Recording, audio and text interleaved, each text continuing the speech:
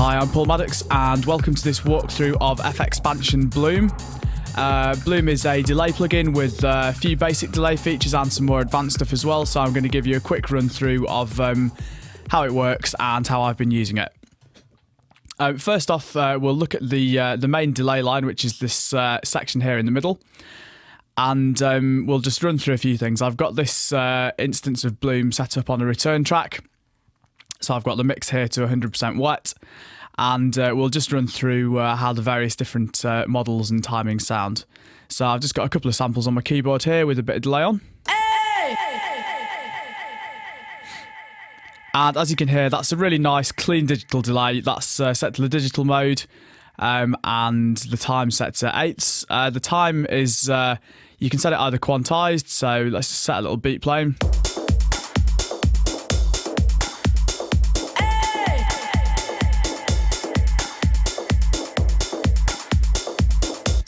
As you can hear, that's synced, and you can pick pretty much any division you'd like. So let's go for 8 triplets and see how that sounds.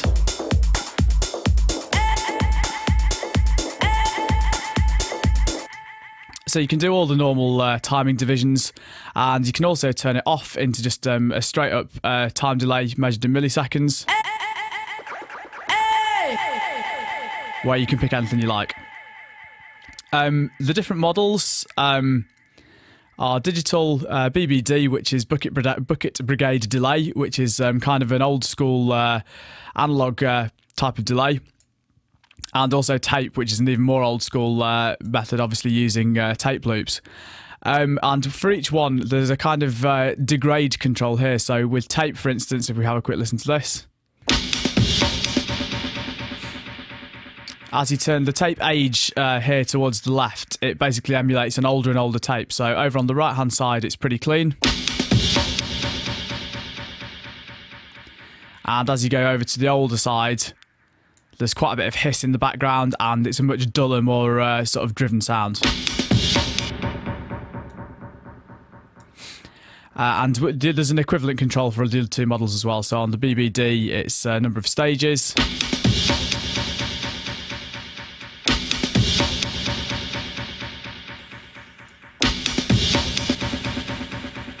Which kind of has an effect similar to a bit crusher.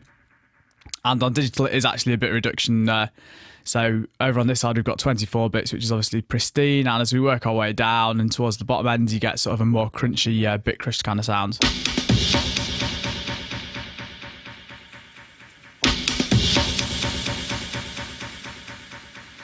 So some good tools there for crunching your delays up. You might have heard when I was just switching between the delay times before that it on the tape modes and the BBD modes, it'll actually blend when you move the tape time, the delay time. The plugin will, rather than jumping awkwardly from one time to another, it'll kind of move between them. So if you've got it set to manual on milliseconds, you can just wiggle the knob around and do kind of space echo style delay time changes.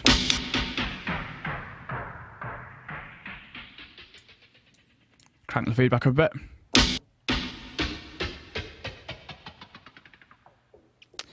And also with this slew control here, if we set it back to beats and pick a division, basically this determines how long, when you switch timings here or on the knob, it determines how long it takes to move from one to the other. So rather than when you snap from, say, quarters there to dotted eighths there, rather than it jumping suddenly, it'll move this predetermined time, the tape speed, so you get like a smooth sliding transition. So if we have listened to it down,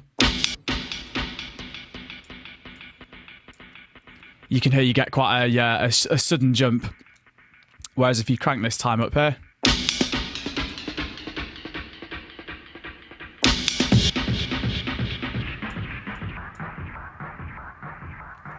you get the sort of classic tape speeding up effect, but it's really nice being able to use that, but in conjunction with tempo sync delays. It's a really good feature. And just to wrap up the main delay stage area here, the milliseconds of beats, stereo and ping pong basically just switches between a normal delay with panning options or a ping pong. So if we just quickly put things back to something a bit more clean, you can hear on the ping pong mode, it jumps from left to right, and on stereo mode, it's just a stereo signal, but not with the ping pong effect. So as you can probably hear on those with the slow delay times, you can hear a bit of reverb on there, which is this diffusion section down here, which is really useful to have within a plugin. There's a lot of classic delay units like the Roland Space Echoes, for instance, which had a kind of a reverb built in, and it's really nice to have that in the same unit, because often for those spacey delays particularly, having a bit of reverb there is quite a key part of the sound. So it's very simple, like it's not a full-blown reverb plugin by any stretch, but it's got all you really need for this kind of context. So if we just have a quick listen, we can turn that off, and I'll just sort of fade it in and play around with the two controls so you can hear what happens.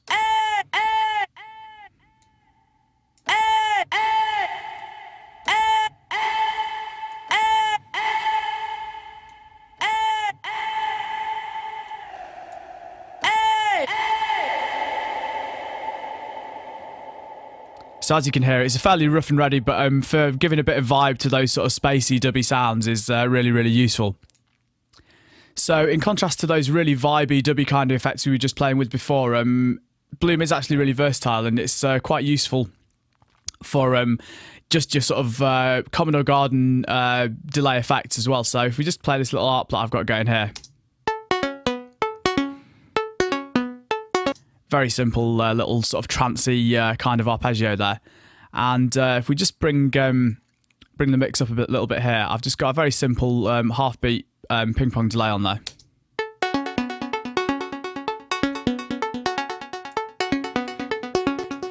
And it does that very nicely, which is you could do with most delay plugins, but there's quite a few other features that work in these sort of cleaner contexts that are nice as well.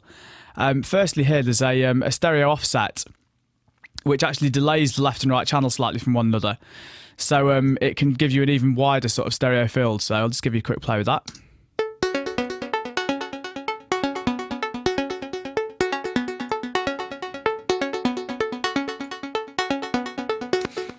You can hear it nudges the two channels out very slightly from one another, so you get like a little bit of a flam when you've got a percussive sound like that, which can sound really cool and give things a little bit of texture quite often. It's a good trick.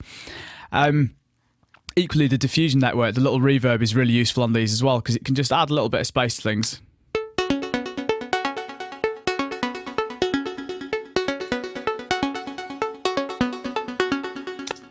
And because the reverb is placed after the delay in the chain, it can be quite nice. It helps keep your original sound a little bit cleaner and then just puts a little bit more space onto the delays. So that's another really good feature.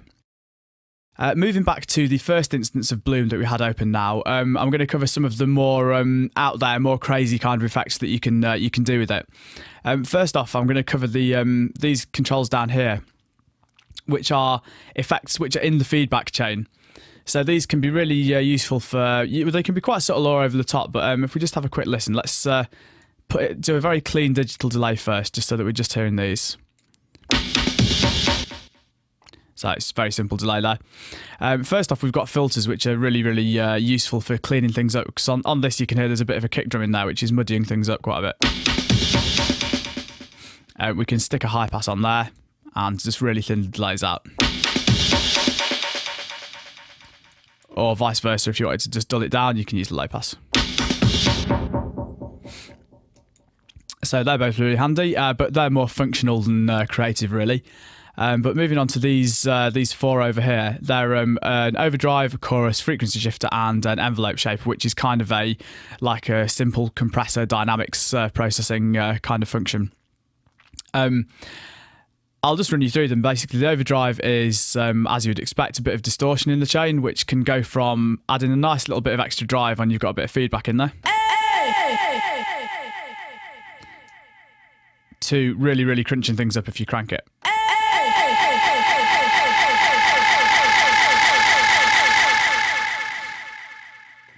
And the chorus is, again, a chorus as you'd expect, but with it being in the feedback chain, you can get some quite interesting effects because obviously the feedbacks get fed back through this every time they go around. So you can end up with things getting really quite wild with these.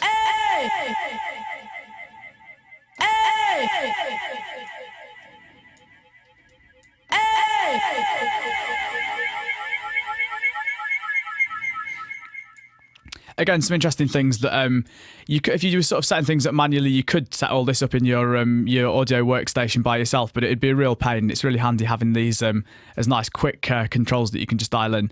Frequency shifter, again, as you would expect, does a frequency shifting effect. And again, with the feedback, it's quite useful because obviously things get shifted more the more feedback you have.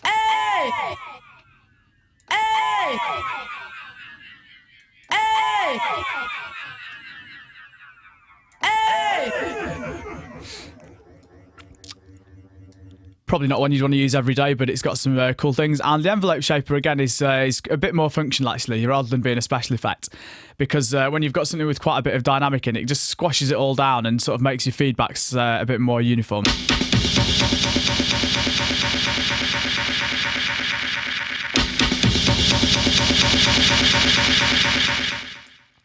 As you can hear, it's sort of really giving a bit of heavy compression onto those. So it can be quite good if you've got something where you add a delay on and you can only hear a little bit of the sound poking through in your mix. You can crank that envelope shaper up and you'll get a real nice solid delay tail on there. That's pretty much all the main functions covered. The last thing I'm going to go into is the modulation section up here.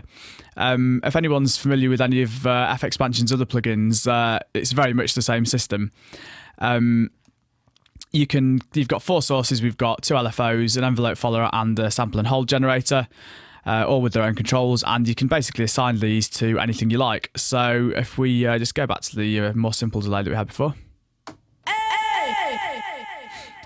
Let's, for instance, assign LFO 1 to the feedback, and we'll do that. LFO's there. Click LFO 1, and we simply drag in the ring outside the knob there.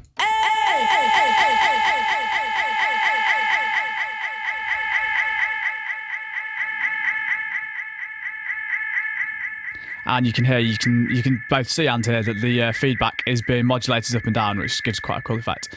Probably a good time when we've got this going on forever to cover the fact there's a panic button up here as well. So if your delays get a bit out of hand, you can just tap the panic button and it all goes back to normal. Just throw a couple of other bits of modulation on there to show sort of how things can get a bit crazy. So if we say through the frequency shifter on there, and let's use the sample and hold for this one. So click sample and hold, and let's put a huge amount of modulation on there. So we should have that frequency shifter jumping about all over the place.